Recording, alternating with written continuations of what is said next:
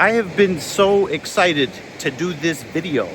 This is the debut of the Icon X. I'm going to be using the Icon X on the beach, and I'm going to focus especially on the stability. I've been testing it. I absolutely love it.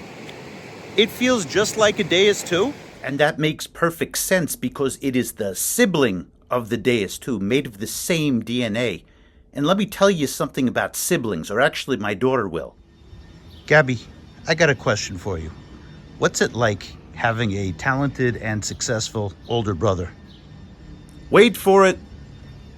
I didn't think he was like successful. Was he successful in? Sibling rivalry is intense. I'm an only child. But the truth is that they complement each other and they certainly push each other. Definitely push each other's buttons.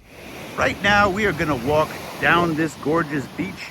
There's a lot of history here, although this season is sand season in New York. So we're going to start by doing the funnest part of metal detecting, looking for treasure. And then we're going to talk a little bit about the stability of the machine. Not talk, clearly demonstrate. And some of the beach functions. Let's go! This machine is so easy to use. That first button, you push it and it will switch modes for you.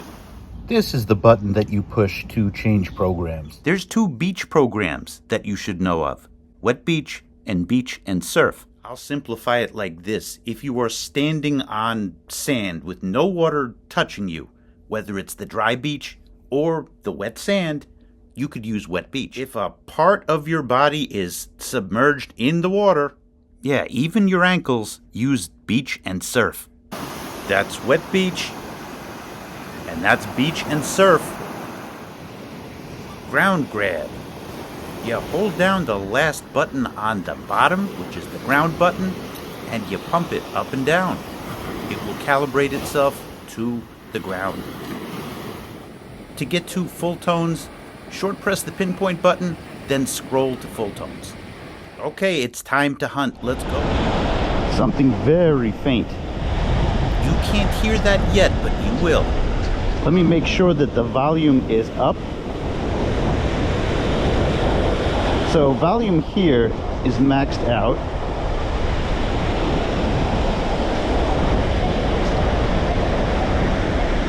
That is a squeaker. So this is a good opportunity to see how deep that this goes. All right, it's in here. Oh, and I see it right here. We are proud owners of a zinc penny. We did have a very good day, but you're not here to watch me pull zinc pennies or even treasure. Stability. Let me prove the stability of this. It might be second to none. I have a device that I connected to my Icon that isolates it. So you don't hear a noisy beach. You only hear what sounds the detector is making.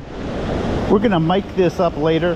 There is absolutely no problem. Completely stable, even in the wash here, which is one of the most challenging environments for a metal detector.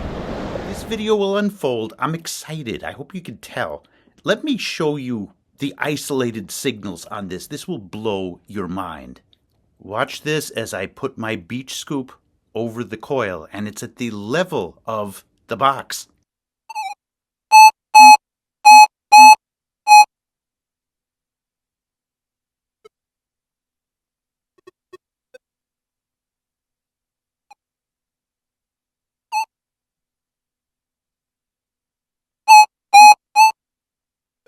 Zero falsing whatsoever.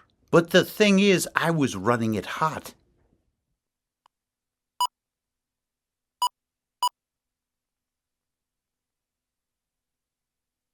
Why is this so crucial? Because those extra beeps can waste our time.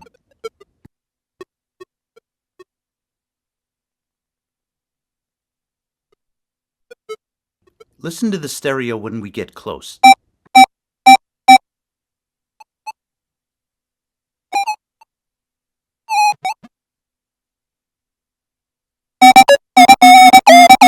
It's an amazing cue that gives your ears information. Now finally a isolated signal in the wet.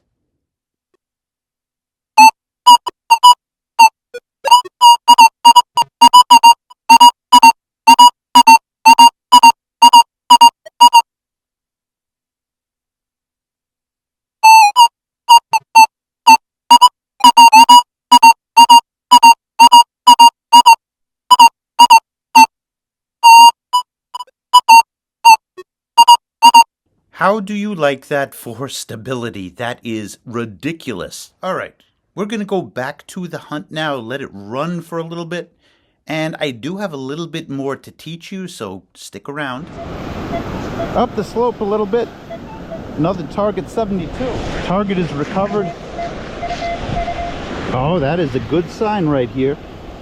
This is a fishing weight that has been, you could see the white on it. Powder white. Usually this time of year the beach is sanded. I found a low spot, a low section of the beach, and we had a good day. And you can see here we're in some of the deeper material, which for this time of the year is very rare. Yeah, great sign. We have targets. 66 repeating, and I see it. So look at this. This is not something that you see this time of year. This is a coin concretion. And we're going to take the outer layer off. This has been washing around for a long time. This is a good sign. This is all that was left, but look at that. That was holed at one point, I think. I have no clue what that is. Another target. Makes sense. Lighter stuff. Excited about this one.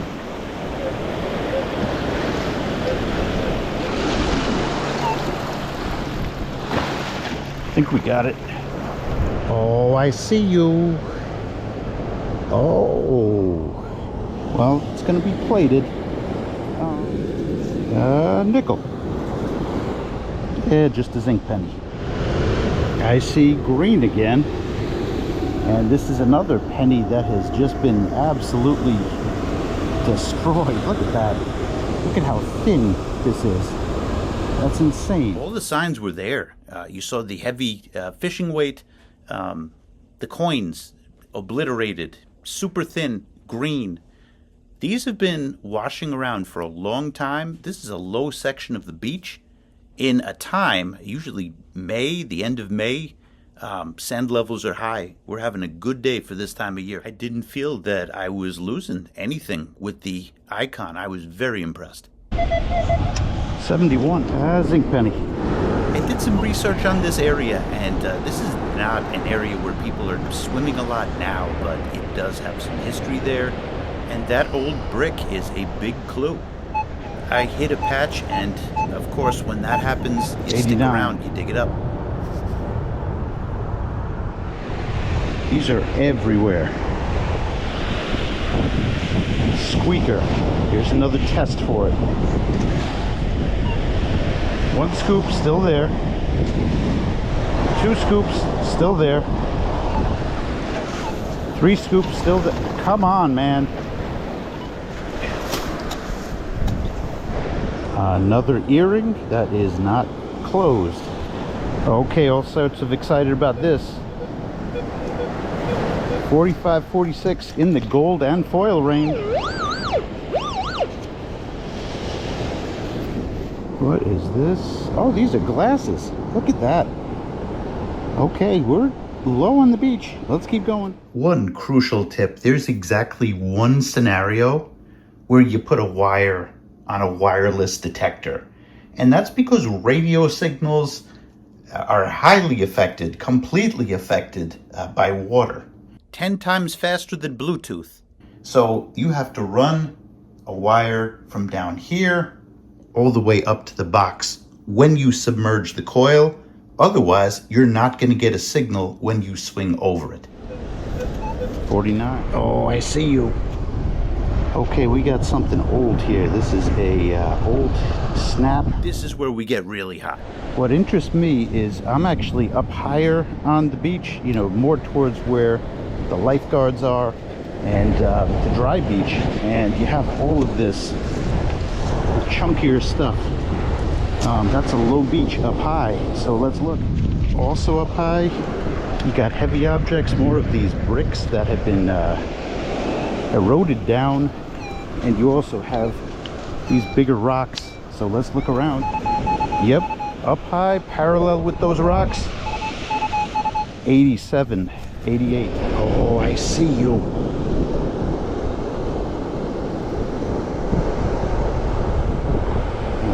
We got pendant. Wow. Still up high now.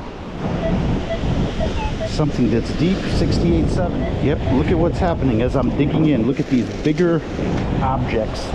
This is a low beach up high.